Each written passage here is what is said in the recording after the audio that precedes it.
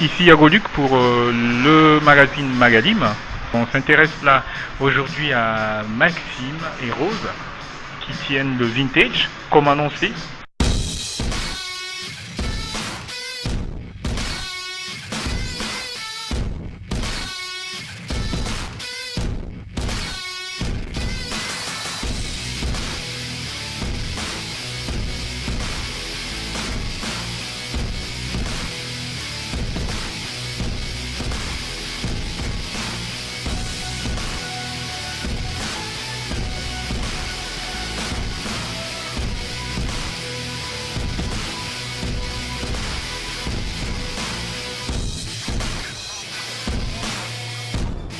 Pour commencer, est-ce que vous pouvez vous présenter s'il vous plaît?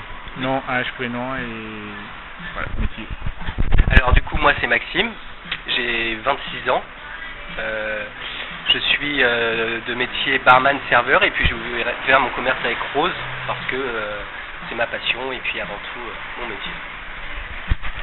Et ben moi du coup c'est Rose Menville, j'ai 24 ans, j'ai commencé le métier de barman à 19 ans et j'ai rencontré Maxime dans le commerce où on travaillait tous les deux et on a décidé d'ouvrir un commerce tous les deux, ensemble. D'accord. Donc vous étiez barman tous les deux Exactement. D'accord. Et pourquoi le nom vintage? Bah en fait c'est simple, moi déjà depuis petite j'ai toujours fréquenté ce milieu-là, j'avais des amis, des parents d'amis qui collectionnaient, qui faisaient des brocantes, ça m'a toujours un peu fasciné donc j'avais proposé ça à Maxime et ça lui a bien plu et on avait déjà beaucoup d'objets chinés donc on s'est dit que ça pourrait être déjà plus simple pour nous et sortir un peu de l'ordinaire. Exactement. On a vraiment, on s'est pris par passion de faire les brocantes, les foires à tout, chiner. Et au final, on a eu envie d'appeler ça le vintage parce que ça correspond à notre image tout simplement et ça différencie des bars un peu nouveaux qu'on voit qui se ressemblent un peu tous. On a voulu revenir dans l'ancienne époque des vieux bars français et voilà, dans l'idée. D'accord, donc pour comprendre, pour expliquer bien à ceux qui nous regardent, ça s'appelle le vintage. Vous avez tout fait pour remettre la déco dans le contexte parce que ça, voilà, vous y tenez. Voilà. C'est ça. D'accord. Donc le métier là de barman, c'est par passion, c'est par vocation ou c'est arrivé comme ça au hasard, je sais pas. Pour ma part, depuis tout petit, mon grand-père était déjà restaurateur, ils avaient un commerce, donc depuis tout petit je passais déjà derrière le bar et puis c'est un métier qui m'a toujours intéressé et j'ai toujours eu envie de faire ce métier-là, donc j'ai attendu d'avoir l'âge nécessaire qui est 18 ans pour travailler dans ce milieu, puis après c'était parti, c'était une certitude pour moi, j'ai toujours eu envie de faire ce métier-là pour ma part. Moi pas du tout, c'est pas inné, je suis pas née en me disant que je serais barman mais plus en sortant, en découvrant et en allant voir ma cousine plus précisément en Belgique où là j'ai vraiment découvert l'ambiance qu'il y avait dans les bars, j'ai un peu fait la tournée des bars, c'est vrai les premières tournées de bars quand on est jeune et je me suis dit c'est ça que tu veux faire, l'ambiance, le cocon, la bière aussi. Ça m'a bien plu. D'accord. Vous avez repris le vintage il y a combien de temps? Alors on a repris le vintage le 16 décembre. Nous avons ouvert le 9 janvier, en fait, afin de faire des travaux et puis de faire un peu à notre image, justement. Donc ça a pris un petit peu de temps et après tout ce qui est juridique, ça prend aussi un petit peu de temps. Donc voilà, on a ouvert le 9 janvier. Ça fait 7 mois du coup. D'accord. Donc, et Magalim est là avec vous aujourd'hui. La question, puisque à chaque numéro de Magalim, il y a une question qu'on pose à ceux qu'on interviewe. La question aujourd'hui, c'est qu'est-ce que le vintage a de particulier? Alors, pour ma part, on va dire chacun notre tour, je pense qu'on a tous les deux une idée différente. Pour ma part, le vintage a un côté différent dans le sens où on est très convivial, c'est très cosy, c'est un bar en fait, comment dire, on travaille qu'avec des produits locaux. Même la bière est artisanale, on essaie un maximum d'être en lien donc avec les producteurs de Haute-Normandie, puis justement c'est ce qui fait peut-être la différence, on a un accueil différent, des produits différents et puis peut-être que justement c'est ce qui plaît, les gens reviennent énormément vers justement l'artisanal, le local et hâte de trouver des produits différents au final. Oui, et à ce titre-là, on peut noter qu'il y a de plus en plus de brasseries locales en fait qui se développent. Ouais. Oui. Et selon toi, Rose, c'est quoi que vous avez de particulier? Ce que Maxime a dit, c'est vrai, déjà je suis d'accord avec lui, et puis aussi le fait qu'on soit tous les deux assez jeunes, donc on a un contact particulier avec les gens de notre âge forcément, et puis le côté petit du bar, donc plus convivial, et comme j'ai dit tout à l'heure, je vais reprendre le terme cocon, donc c'est facile pour les gens de se rencontrer, de discuter entre eux, d'échanger, de partager. Et il n'y a pas que des jeunes qui viennent quand même. Non. Pas que, mais du coup, on a un très bon contact avec les personnes plus âgées que nous aussi, mais du coup, on touche un plus gros panel de personnes, si je peux dire ça. D'accord. Donc vous avez votre cible, votre clientèle cible, mais ça n'empêche que c'est un peu diversifié quand même. Ah oui, bien sûr. Ah, on est fermé à rien du tout, hein. On a énormément, notre clientèle de base est 20, on peut dire 20-40 en règle générale. Ouais. Après, on a C'est des plus vieux, aléatoire, mais hein, bien on sûr. a rarement de plus jeunes. C'est vrai que en général, le vintage attire un bon nombre de personnes. D'accord. Comme dans tout bar, il n'y a pas que des jeunes qui veulent s'amuser, voilà. Donc pour continuer, il se trouve que vous faites, en plus de la bière locale, et à ce sujet, je compte là préciser à ceux qui nous regardent encore que j'ai commandé une bière connue tout à l'heure quand je suis arrivé pour me rafraîchir. Tu peux confirmer, Rose? Je peux confirmer. Oui. Tout à fait. Elle me dit non, on ne fait que des bières locales, donc voilà, j'étais surpris, mais c'était assez bien. Du coup, en plus de la bière locale, vous faites aussi de la charcuterie et puis de la fromagerie. Exactement, tout à fait. On fait donc des plateaux de fromage, des plateaux de charcuterie, donc toujours local un maximum selon les disponibilités des produits. Là, pour la charcuterie, c'est Saveur d'Auge principalement, donc c'est une ferme qui se trouve à Pont-Évêque. Donc pour tout ce qui va être nos terrines, après les saucissons, malheureusement, on a du mal à trouver en Normandie des saucissons de qualité sec, vraiment qui plaisent à notre clientèle, donc ça va être principalement de Savoie. Donc on peut pas toujours avoir du local, quoi. Voilà. Mais on peut avoir on peut presque toujours avoir de l'artisanal. C'est vraiment notre point fort, c'est vraiment justement avoir des produits, s'ils peuvent pas être locaux, au moins qu'ils restent artisanal. Et de bonne qualité. Tout à fait. C'est le but. D'accord, et de bonne qualité. Voilà. Clientèle cible, produits locaux, de qualité, s'il y en a, sinon on va un peu plus loin, ça n'empêche. Ça veut pas dire que c'est pas plus bon, c'est pas parce que c'est loin que c'est pas bon. Exactement. Voilà. La question aussi qu'on peut se poser, c'est comment vous faites pour choisir vos brasseries, comment vous faites pour choisir vos fournisseurs en charcuterie, en fromagerie? C'est tout le monde, tout producteur qui peut venir vous voir ou pas? Alors oui, c'est vraiment tous les producteurs qui peuvent nous démarcher. Exemple avec plein de bières bouteilles où justement on a pu avoir que des tout petites quantités très limitées, mais on essaye d'accepter un maximum toutes les brasseries, on goûte la bière, si ça nous plaît on prend, et après il y a certaines fois ça nous plaît pas, mais on se dit ça peut éventuellement plaire à nos clients, on n'est pas fermé.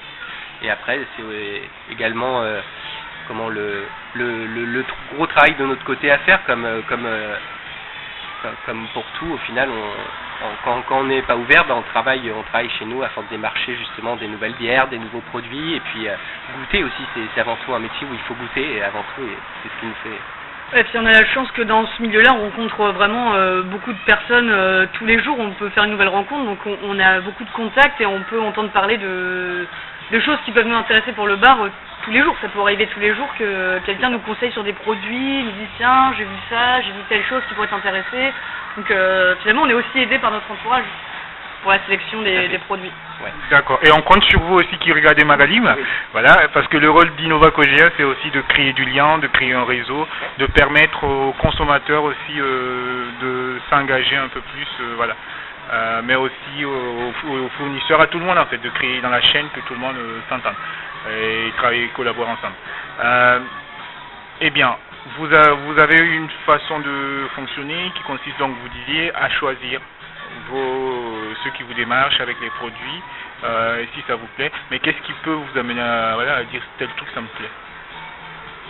Alors, au niveau des produits, on veut dire, quand on les goûte, C'est ça. Vraiment, si on va goûter, là, on peut dire, bien sûr, on peut se baser sur ce qu'on a le plus vendu.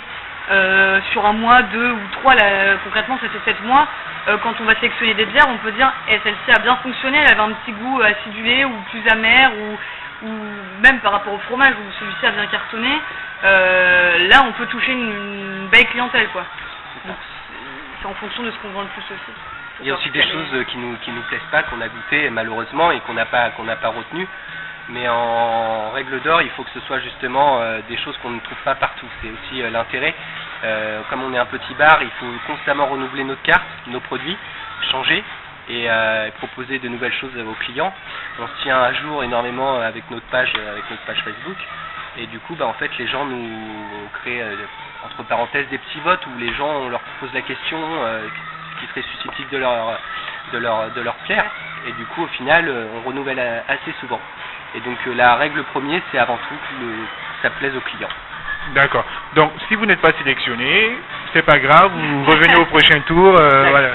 Et pour les contacter, il y a leur page Facebook Le Vintage, je suppose. Et il y a aussi, vous pouvez nous contacter à Magalim, on vous mettra en contact. C'est notre rôle aussi. Là, Comme c'est la première année, le temps qu'on se mette en place, on voulait pas faire une grosse publicité. Et au final, on s'est pris à notre propre jeu parce qu'il y a le bouche à oreille a tellement marché qu'au final, les gens étaient friands de nos produits et sont revenus justement parce que c'est pas des bières qu'on trouve partout, c'est pas des produits qu'on trouve partout.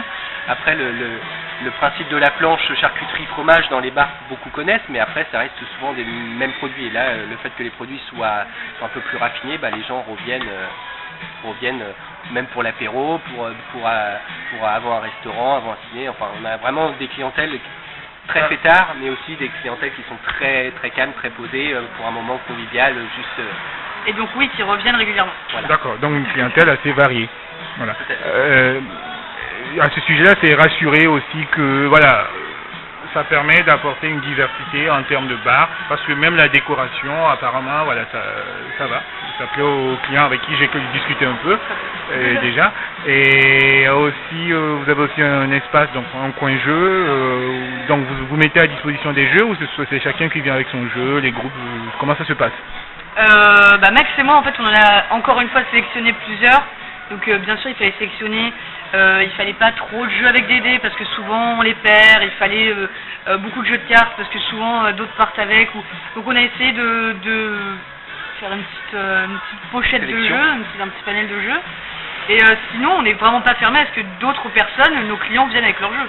Ils peuvent très bien venir avec leur propre jeu et jouer toute la soirée avec. On a des jeux qui peuvent se jouer tout seuls, des jeux qui peuvent se jouer à 2, 4, 6 et justement c'est l'avantage, comme c'est un bar, il y a des jeux qui peuvent s'adapter selon le nombre de personnes. Exemple de jeu?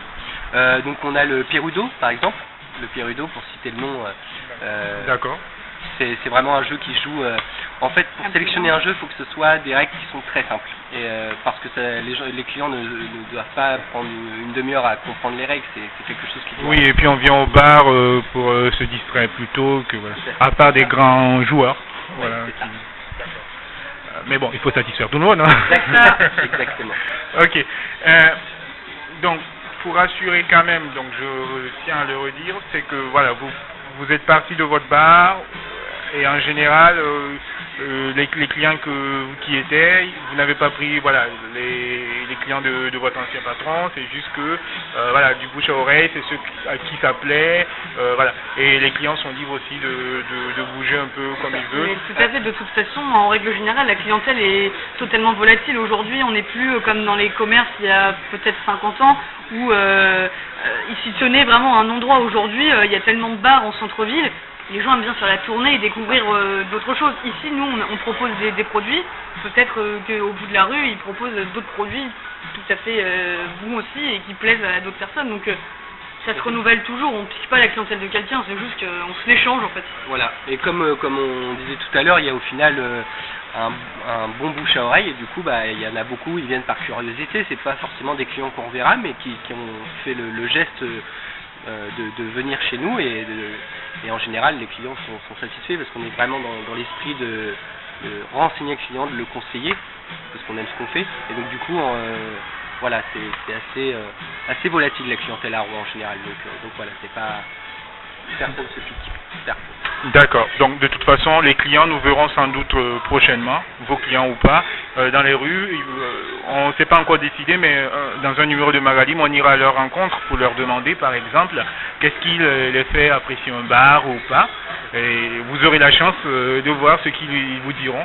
De toute façon, c'est ce qu'on répète encore, notamment avec notre nouvelle Web TV, donc la Web TV d'Innova Cogea, c'est de permettre à tout le monde dans les filières agricoles, alimentaires, les bars aussi c'est alimentaire, voilà, donc la boisson ça vient de l'agriculture, l'orge, tout ça. C'est de permettre à tout le monde de s'exprimer, de se comprendre et de savoir où aller pour trouver quoi, voilà, et de créer un climat de confiance. Et vous, est-ce que vous pouvez dire aujourd'hui que vous avez confiance dans les clients quand ils viennent? Quel retour vous avez selon vous après 7 mois que vous êtes lancé? Bah moi je pense qu'il y a une bonne entente, une bonne cohésion entre nous déjà et les clients entre eux, donc je pense qu'ils sont satisfaits. Et s'ils le sont pas, je pense que, de toute façon on n'est pas fermé à la critique, bien au contraire, c'est constructif, donc s'il y a des critiques à faire, on les prend et on adapte selon ce qu'ils nous disent, mais pour l'instant on n'a pas eu de trop mauvais retours. Voilà. On a juste des conseils. Voilà, c'est ça. Il y a eu beaucoup de petits conseils au début, ce qui est tout à fait normal parce qu'on ne peut pas être parfait, on a tellement de choses à penser. Et du coup, en plus, comme c'est notre première affaire, et du coup, on s'adapte au fur et à mesure.